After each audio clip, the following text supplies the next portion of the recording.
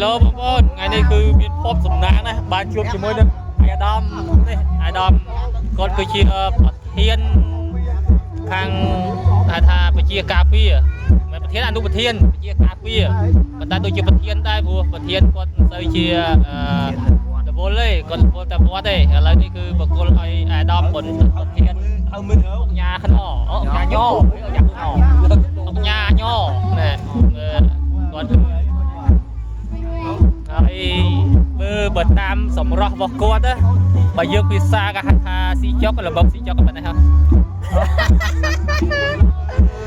សម្រស់បានរៀងក៏ស្អាតឡូយសង្ហាហើយនៅខាងនោះកូនចៅឬហៅថាបរិវារហើ